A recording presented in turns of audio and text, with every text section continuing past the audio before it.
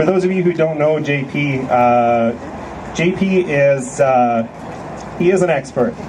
He's an expert in his field, alternative energy, specifically wind energy.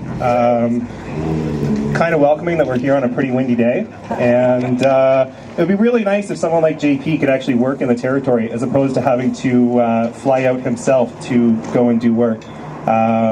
So the voice of the expert, let me hand you to JP.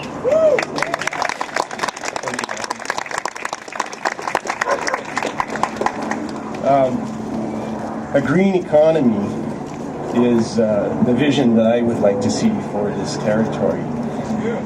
Green economy consists of values that make up the economy as well as the environment and the social aspects. And that's what we call the triple bottom line in good corporations that practice this model. And we don't see that not very often in Canada. Sorry? I can hear myself really well.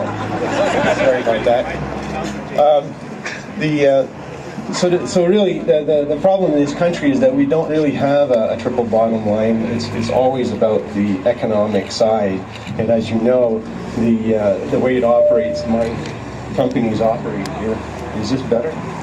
Mike, right in your mouth, Jake. Okay.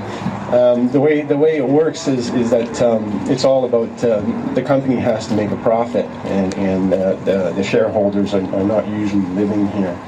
And so we want it. I would like to see that changed, and especially in terms of energy in this territory, because that is the fundamental that is the fundamental source of our well-being. It depends a lot on energy in this territory.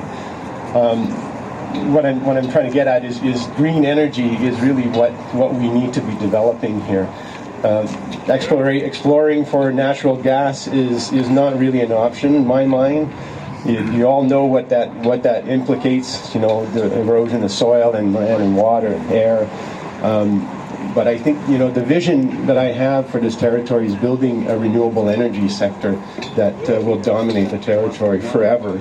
You know, we can extract oil and gas here, but what will happen is we'll leave a mess, and then eventually we'll run out of that. And even worse is the environmental implications, the global climate change that we all fear will be happening. And really, what I would like to see here is that the territory, the Yukon territory, become a model for developing green energy in this country. Yeah.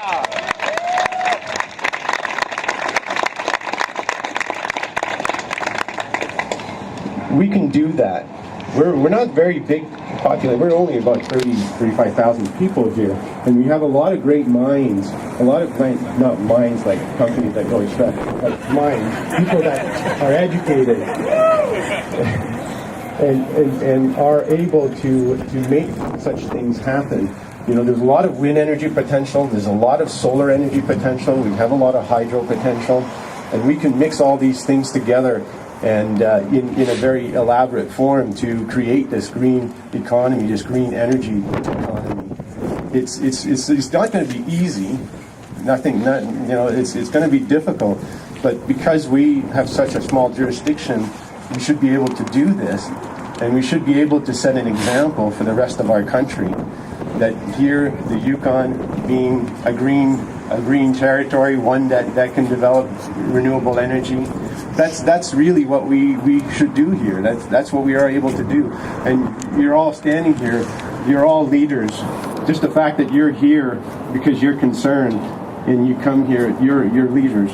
And I ask that you help with this process. That you continue to push this government, because the government, they're not leaders. They're elected to do things, but what they usually do is they go and stand in front of the bandwagon, whatever bandwagon happens to be moving that day.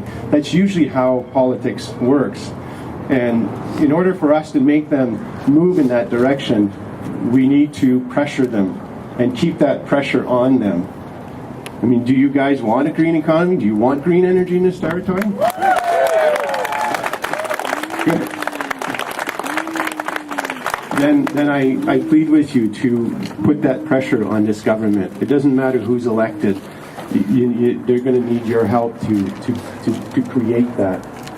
We can't just go away and expect the government to do it on their own. We're going to have to keep pushing them to move in that direction. Thank you.